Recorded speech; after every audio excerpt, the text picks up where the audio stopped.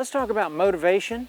Motivation can be gained by joining a group or having an individual that you are accountable to. A lot of folks have enlisted in my e-coaching program just for the accountability. But if you simply will talk to a friend and say, look, I need your help. There are a lot of days when I don't feel motivated. Can I use you as a lifeline to be able to call you up?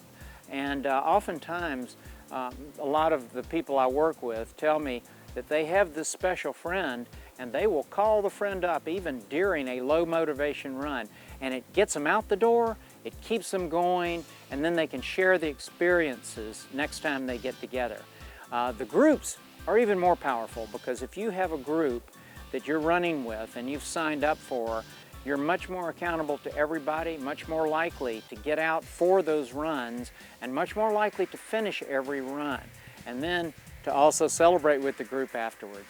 The Galloway training program groups are now in 100 cities, so look on the jeffgalloway.com website and find the one nearest to you if you're looking for one of these groups that has pace groups at your level.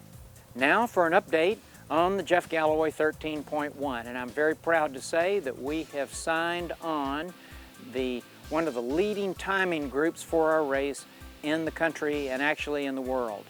It is the EMMI group out of Track Shack in Orlando, Florida. They time the Run Disney races, and they also time a lot of big races like the Peachtree Road Race and others. So you can rest assured that you're going to have top-notch timing in December at the Jeff Galloway 13.1. And we need to talk about heat because in most parts of the country now, there are a lot of days that are totally unbearable, and heat is dangerous. As a matter of fact, it's the leading catalyst for having very serious problems in races.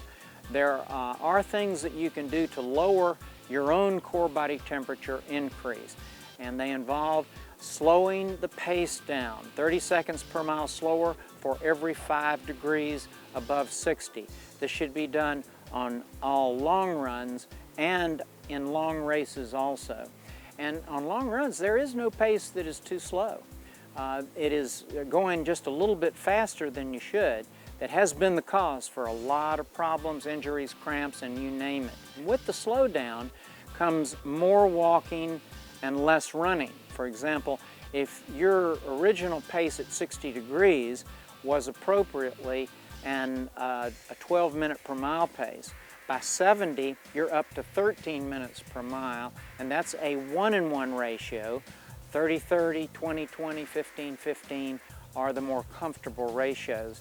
And then at 80 degrees, which it is often in places like Florida and California, you are up to 14 minutes per mile, which is very short intervals of 15, 15, 20, 20, or even run 15 seconds and walk 20, or run 15 seconds, walk 30. So you have a lot of control over your ability to deal with heat if you'll slow down and walk more. In addition to that, pour water over the top of your head. Do not wear a hat in hot conditions. And finally, if you feel symptoms of heat disease, you need to stop and get help immediately. I'm talking about hot and cold flashes. If you're getting any cold flashes on a really hot day, you know that something is wrong. If you have clammy skin and chill bumps on a very hot day, same situation. If you have intense heat buildup in your head, particularly in your forehead, you need to get attention immediately. So use common sense. There are a number of other symptoms and things to do on our jeffgalloway.com website. Before going out on a long run on hot days, please read that information. You can gain control over your destiny, over your running, over your recovery. So let's have fun out there and enjoy every mile.